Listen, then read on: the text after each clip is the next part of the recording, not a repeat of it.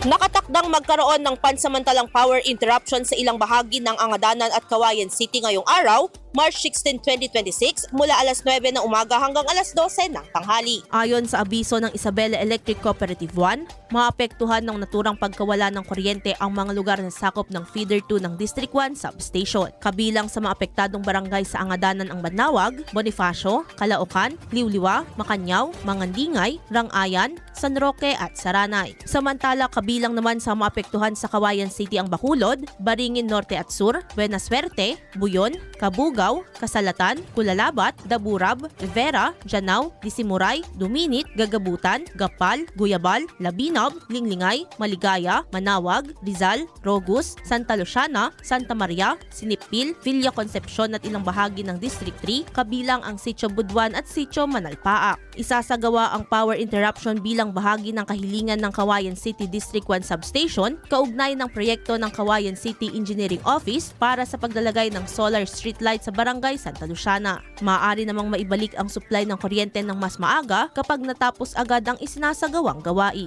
Idol! Nanunuyo ba tumihina ang elasticity o pagbanat ng balat? Bumababa ang fat level sa ilalim ng balat gayon din ang collagen availability sa katawan? Kaya naman 50 pa lang mukha ay kulubot na. Para mapigilan ang mabilis na pagtanda, mag-DTX 500 na.